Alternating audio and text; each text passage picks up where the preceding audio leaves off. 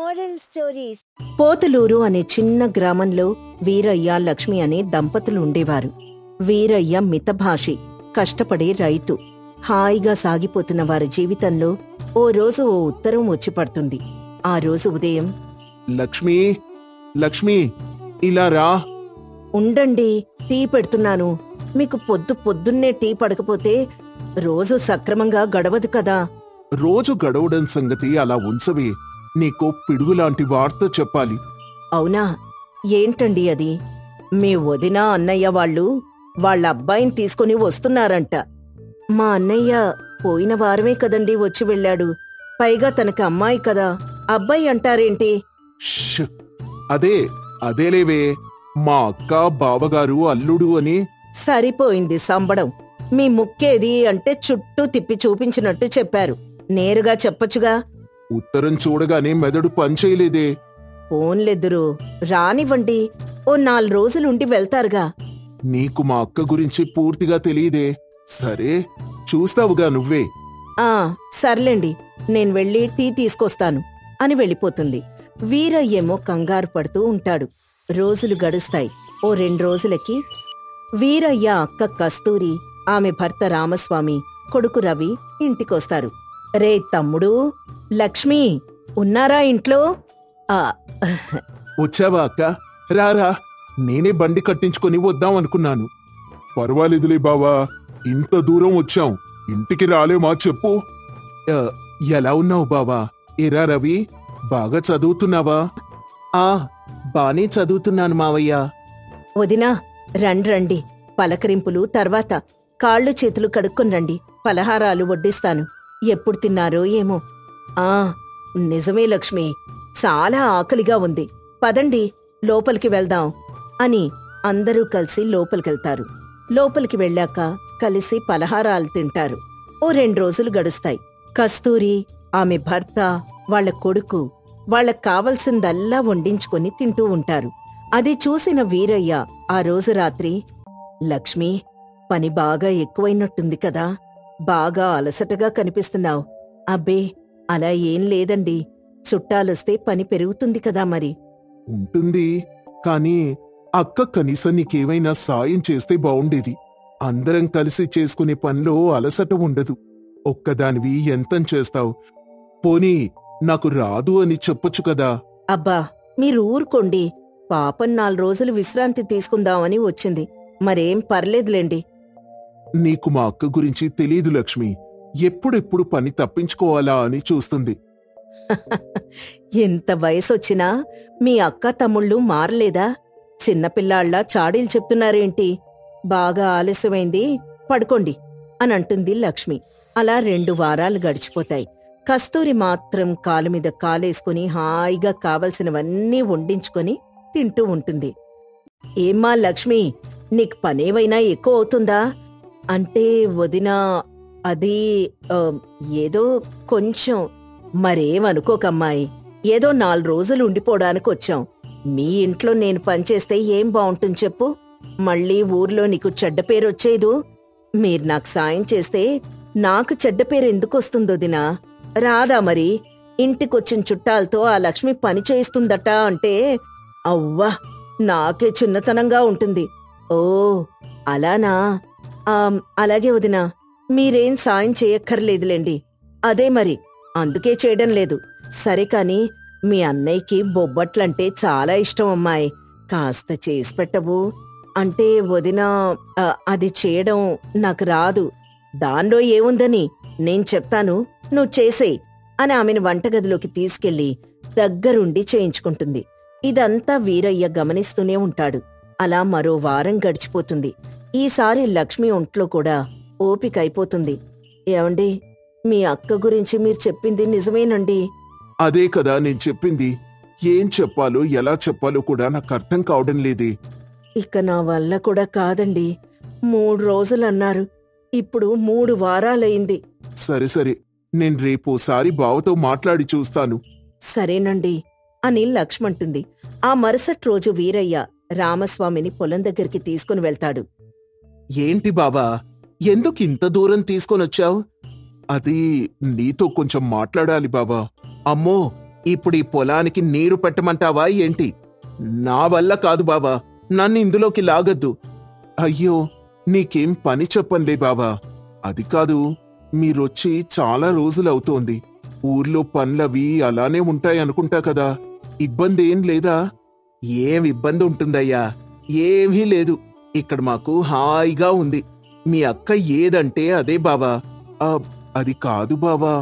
సరే బాబా, నాకు ఆకలేస్తోంది, నేనింటికి వెళ్ళొస్తాను అనంటాడు రామస్వామి. మరోవైపు ఇంట్లో లక్ష్మి కస్తూరి కొడుకుతో, రే రవి, ఇలా రా నాన్నా ఓసారి. ఏంటత్తా, ఏమైనా కొత్త వంటకం చేశావా? లేదులేరా, ఇంట్లో పచ్చిమిరపకాయలు అయిపోయాయి. పక్కనే ఉన్న కొట్లో తీసుకొని రాపో. అయ్యో అత్తా, అంత దూరం వెళ్ళాలా? దూరమేం కాదురా, అలా కుడివైపుకి తిరిగితే ఆ గుడి పక్కనే ఉంటుంది. పో అత్తా, మామయ్య వచ్చాక తెప్పించుకో. నా వల్ల కాదు, నేనంత దూరం నడవలేను అని చెప్పి రవి వెళ్ళిపోతాడు. ఇక చేసేదేం లేక ఆ రాత్రి లక్ష్మి, వీరయ్య బాగా ఆలోచించి ఆ మరుసటి రోజు కస్తూరి వాళ్లతో ఇలా అంటారు. అక్కా, బావా, మీతో ఓ విషయం మాట్లాడాలి. ఏంటి బావా, ఇంకా నువ్వు పొలానికి వెళ్ళలేదా? రోజూ ఈ పాటికి వెళ్ళిపోతావు కదా. లేదు బావా, మీతో మాట్లాడదామని. ఏంటి లక్ష్మి, ఇంకా పలహారాలు సిద్ధం చేయలేదా? ఆకలిగా ఉంది, త్వరగా వెళ్ళు. అక్కా, ముందు నేను చెప్పేది వినండి. అబ్బా, ఏంట్రా నీ గోల? పొద్దున్నే ఏమైంది నీకు? అక్కా, అక్కా, బావా, ఇప్పటిదాకా మా ఇల్లు మీ అందరికీ ఓ విశ్రాంతి నిలయం అనిపించిందనుకుంటా కదా. అవును బావా, సరిగ్గా చెప్పావు. కాని విశ్రాంతి కూడా ఓ పరిమితి వరకే బావుంటుంది. 3 రోజులన్నారు, కాని 3 నెలలు కావస్తోంది. అంటే ఏంట్రా నీ ఉద్దేశం? నీ ఇంటికొచ్చిన వాళ్ళని గౌరవించే పద్ధతి ఇదేనా? గౌరవం ఇవ్వడంలో ఎలాంటి లోపం లేదు వదినమ్మా. కాని మేం పనిచేస్తుంటే మీరు చూస్తూ కూర్చోడాన్ని మనసు సహించటం లేదు. చుట్టాలంటే కాస్తైనా సహకారం అందించాలి కదా. ఈ మాటలు విని కస్తూరి, రామస్వామి కాస్త ఆశ్చర్యంగా చూస్తారు. అంటే ఏంటి మీ ఉద్దేశం? పని చేస్తేనే మీ ఇంట్లో ఉండాలా మేము? పని చేయడం చేయకపోవడం కాదు వదినా, కనీసం బాధ్యత ఉండాలి కదా. ఒకే ఇంట్లో ఉంటూ ఒకరికొకరం సహకరించుకోకపోతే ఎలా చెప్పండి? అనండి, అంతా నన్నే అనండి. ఏదో తమ్ముడు మరదలు దగ్గర ఉండిపోదామని వస్తే ఎన్నేసి మాటలు అంటున్నారు. అక్క అక్క, నా ఉద్దేశం అది కాదక్కా. ఎవండి, చూసారా, వీళ్ళిద్దరూ మనల్ని ఎన్నేసి మాటలు అంటున్నారు. రే, ఇంక నేను మీ ఇంటికి రాలేను. అక్క, నువ్వు నన్ను తప్పుగా అర్థం చేసుకుంటున్నావు. ఒకే ఇంట్లో ఉంటూ కాస్త చేదోడు వాదోడుగా ఉండాలి కదా. ఇది నీ ఇల్లే కదక్కా. కాని లక్ష్మి ఒక్కతే ఎంత పనిని చేసుకుంటూ ఉంటుంది. నువ్వు కూడా ఒక్కసారి ఆలోచించు. అత్తా, నన్ను క్షమించండత్తా. నేనొక్కసారి కూడా మీకు సాయం చేయలేదు. ఇప్పుడు మీ మాటలు విని నిజంగా నాకు సిగ్గేస్తోంది. చూడక్కా, చిన్నపిల్లాడు ఎలా అర్థం చేసుకున్నాడు అంటాడు వీరయ్య. అంతా మౌనంగా ఉంటారు. దీంతో రామస్వామి, కస్తూరి, వాళ్ళు చెప్పింది కూడా నిజమే కదా. ఎంత సొంత తమ్ముడైనా ఎన్నాళ్లని ఇలా ఊరికే తిని కూర్చుంటాను చెప్పు. పోనీ ఇక్కడే ఉందాం అనుకుంటే మనం వాళ్ళకి సాయంగా ఉందాం. అవునమ్మా, అలానే చేద్దాం. మనమేమీ వీళ్లకు భారంగా ఉండాల్సిన అవసరం లేదండి. మన ఇంటికి మనం వెళ్ళిపోదాం. అక్కా, సాయంగా ఉండమన్నానక్కా, అంతే. నాకర్థమైందిరా. ఇది కోపంతో చెప్పడం లేదు, బాధ్యతగా చెప్తున్నాను. చుట్టరికం అనేది అప్పుడప్పుడు వస్తేనే బావుంటుంది. ఈసారి నువ్వు లక్ష్మి మా ఇంటికి రండి. అప్పుడు నేనే దగ్గరుండి అన్నీ చేసి పెడతాను. ఇప్పుడు మాత్రం మేం బయలుదేరతాన్రా. వదినా, ఇలా చెప్పినందుకు ఏమీ అనుకోకండి, మీకోసమే. నాకర్థమైంది లక్ష్మి. ఇన్నాళ్ళు ఓపిగ్గా చేసి పెట్టావు, అదే చాలు అని ఆ రోజు సాయంత్రానికి కస్తూరి కుటుంబం తమ సామాన్లు సర్దుకొని వెళ్ళిపోతుంది. బంధాలు శాశ్వతం, కానీ బద్ధకమనే విషం బంధాల్ని కూడా బరువుగా చేస్తుంది. రాగమాచరి నది పక్కన ఒక అందమైన ఊరుండేది. ఆ నది ఒడ్డున ఒక పెద్ద వేప చెట్టు, దాని కింద గుండ్రంగా అరుగు ఉండేది. ఆ అరుగు పేకాట రాయిళ్లతో ఒక పక్క, చిన్నపిల్లల ఆటలు, కుర్రవాళ్ల మాటలతో మరో పక్క ఎంతో కోలాహలంగా ఉండేది. బాబూ, మసాలా వడలు బాబూ, తినండి, బాగా తినండి మంచి శనగల పచ్చడితో చాలా బావుంటుంది అంటూ దేవుడు ఆ అరుగు చుట్టూ తిరుగుతూ మసాలా వడలు అమ్ముతూ ఉండేవాడు. ఈ దేవుడు నిజంగానే దేవుడ్రా, చేతిలో ఏ మహిముందో ఏంటో, పచ్చడి తింటుంటే స్వర్గం చూస్తున్నట్టుంటుంది అంటూ మాట్లాడుకునేవారు. దేవుడు కూడా ఏమాత్రం అలసిపోకుండా విసుక్కోకుండా అందరికీ నిదానంగా తన మసాలా వడల్ని అమ్ముకుంటూ ఆదాయం సంపాదించుకునేవాడు. వీళ్ళిలా కాలక్షేపం చేస్తూ ఉంటే ఆడవాళ్ళందరూ మాట్లాడుకుంటూ వరుసగా నీళ్లు మోస్తూ ఉంటే ఆ దృశ్యం చాలా అందంగా ఉండేది. అందుకే ఆ ఊరంటే చుట్టుపక్కల అందరికీ చాలా ఇష్టం. ఇంతకీ ఆ ఊరి పేరేంటో తెలుసా? సుందరపురం. అదే సుందరపురంలో వీరబాబు అనే వ్యక్తి ఉండేవాడు. అతను కూడా అదే అరుగు దగ్గర బీడీలు తయారు చేసి అమ్ముతూ ఉండేవాడు. తోసుకోకండి, నేనిస్తాను, చాలా బీడీలున్నాయి, అందరికీ ఇస్తాను అంటూ అందరికీ బీడీలమ్ముతూ డబ్బు బాగా సంపాదించుకునేవాడు. మీరు మొన్న తీసుకున్న బీడీలకు ఇంకా డబ్బివ్వలేదండి. ఇంకా ఇవ్వకుండా ఉంటే ఎలా కొత్తవిస్తాను అని చాలా చిరాగ్గా సమాధానం చెప్పేవాడు. అయినా అందరూ ఎగబడి మరీ వీరబాబు దగ్గరికి వచ్చేవారు. నా అంత గొప్పోడు లేడు అనే భావంతో వీరబాబు ఉండేవాడు. నాకేమైనా మీరు ఊరికే డబ్బిస్తున్నారా? ఇచ్చి తీరాలండి, ఎవరి దయా దాక్షిణ్యం మనకు అవసరం లేదు. అతను చాలా గర్వంగా ఉండేవాడు, కాని అది బయట పండించేవాడు కాదు. కాని దేవుడు మాత్రం చాలా సౌమ్యంగా ఆలోచించేవాడు. ఈగలు వాలితే బాగుండదు, ఈ వడలకి మంచి బట్ట కప్పుదాం అంటూ ఈగలు వాలకుండా బట్ట కప్పడం, ఎవరైనా డబ్బులివ్వాలి అనుకుంటే చాలా వినయంగా అడిగేవాడు. రంగనాథం గారు, డబ్బివ్వండయ్యా, మీలాంటి వాళ్ళు దయతలిస్తే కదా మాలాంటి వాళ్ళు బతికేది. ఇలాంటి మహానుభావులు ఉండబట్టే కదా మనకు కొంచెమైనా ఆదాయం ఉంటోంది అంటూ అందర్నీ చాలా గౌరవించేవాడు. రోజులు గడుస్తున్నాయి. కాలం చాలా వేగంగా పరిగెత్తింది. అందమైన పల్లెటూర్లు కూడా మెల్లమెల్లగా చిన్న చిన్న పట్నాలవుతున్నాయి. వాటితో పాటు దేవుడొక అంగడి పెట్టుకున్నాడు. మసాలా వడలు, ఇడ్లీలు, బోండాలు అమ్ముతూ ఉండేవాడు. రండి బాబూ రండి, రండి బాబూ రండి, వేడి వేడి పదార్థాలు సిద్ధంగా ఉన్నాయి అని అందర్నీ పిలుస్తూ అమ్ముతూ ఉండేవాడు. వీరబాబు కూడా దేవుడి అంగడి ఎదురుగానే ఇంకో కొట్టు పెట్టాడు. బీడీలతో పాటు రకరకాల పొగాకు ఉత్పత్తులు, చుట్టలు అమ్ముతూ ఉండేవాడు. చుట్టలా? రేపొస్తాయి, ఎన్ని బీడీలు కావాలి అంటూ ఎవర్ని పిలవకుండా కుర్చీలో కూర్చొని ప్రశాంతంగా అమ్ముతూ ఉండేవాడు. ఇలా జరుగుతూ ఉండగా ఒకరోజు పెద్దాయన వీధిలో నడుచుకుంటూ వెళ్తున్నాడు. ఆయన్ని చూడగానే వీరబాబు, ఇదిగో పెద్దాయనా, ఆగో, నీకేమైనా బుద్ధుందా అసలు అంటూ కనబడగానే కోపంగా ఎగబడ్డాడు. అందరూ వాళ్ళిద్దరు చుట్టూ గుమిగూడారు. ఎప్పుడు చుట్టలు తీసుకుని వెళ్ళావు? ఇంకా డబ్బివ్వలేదేంటి? వయస్సు పెరిగితే సరిపోదు, బుద్ధి కూడా పెరగాలి అని వయస్సు కూడా మర్యాదివ్వకుండా తిట్టడం మొదలుపెట్టాడు. బాబూ, కొంచెం డబ్బు చేతికందలేదు, అందుకే ఆలస్యమైంది, 2-3 రోజుల్లో ఇచ్చేస్తాను అంటూ వినయంగా చెప్పాడు. కాని వీరబాబు వినలేదు. ఇష్టం వచ్చినట్టు తిట్టి పంపించేశాడు. వీరబాబు మాత్రం ఏమాత్రం తప్పుగా అనుకోకుండా వెళ్ళిపోయాడు.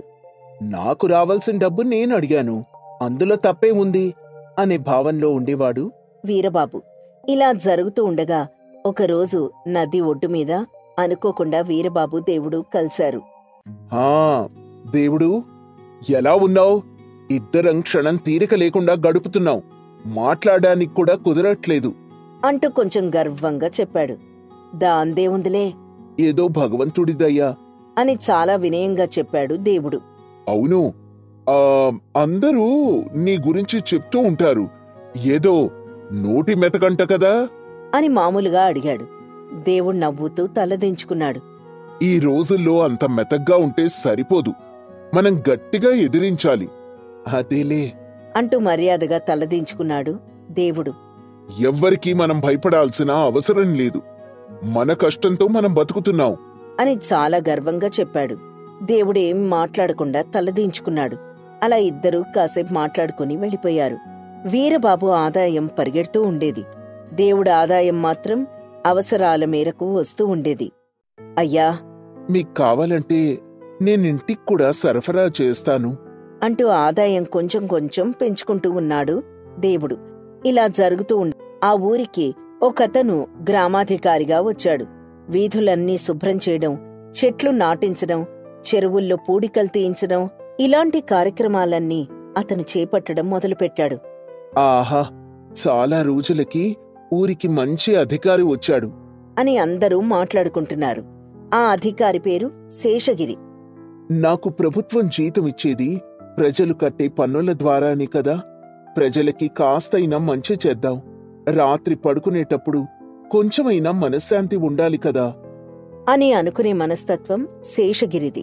అతను ఊర్ని శుభ్రం చేసుకుంటూ ఒక్కొక్క పని పూర్తి చేసుకుంటూ వస్తున్నాడు.